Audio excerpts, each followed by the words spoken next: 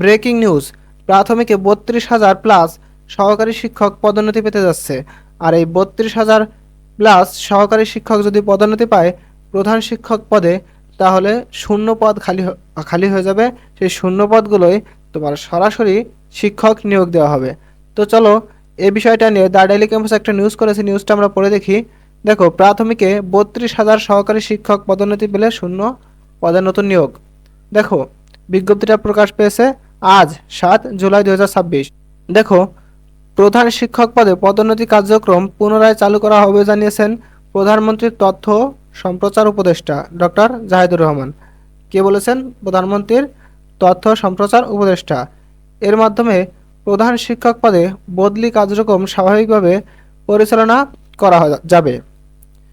প্রায় 32,500 জন সহকারী প্রাথমিক বিদ্যালয়ের সহকারী শিক্ষক পদোন্নতির সুযোগ পাবেন এবং পদোন্নতির ফলে শূন্য পদে নতুন নিয়োগ দেওয়া যাবে। মঙ্গলবার 7 জুলাই সচিবালয়ে সরকারের বিভিন্ন কার্যক্রমের অগ্রগতি নিয়ে সাপ্তাহিক ব্রিফিংয়ে একথা জানান জাহিদুর রহমান। তিনি বলেন, আমাদের প্রাথমিক শিক্ষাকে খুব গুরুত্ব দেওয়া উচিত। এটা আমরা যারা বেসিকটুকু জানি তারা বুঝি। শিশুদেরকে ওই পর্যায় থেকে যথেষ্ট যোগ্য করে না তোলা গেলে ভবিষ্যতে আসলে ওই ভিত্তিটা তৈরি করা না গেলে হবে না।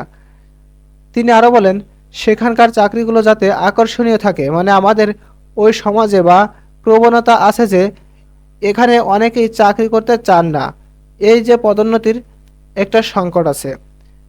তাহলে বুঝতে পারছেন পদোন্নতির সংকট আছে, এই বিষয়টা বিবেচনা করেই তারা পদোন্নতি চালু করতে যাচ্ছে। ডক্টর জাহিদুর রহমান বলেন, আমরা যখন কাজ করতে যাই পরবর্তীতে কোথায় যাব, কোন ধাপে যেতে পারি, এগুলো আমরা দেখি। এই জটিলতা অবসান হয়েছে। নতুন কর্মসংস্থান যেমন তৈরি হবে, নতুন পদমর্যাদা তৈরি হবে।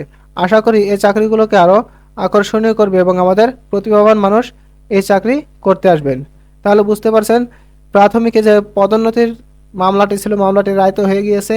এখন 32,500 জন প্রাথমিক শিক্ষককে তারা পদোন্নতি দেবে, প্রাথমিক সহকারী শিক্ষককে তারা পদোন্নতি দেবে এবং পদোন্নতি দিয়ে যে শূন্য পদটা খালি হবে এই শূন্য পদে তারা নিয়োগ দেবে, নতুন লোক নিয়োগ দেবে।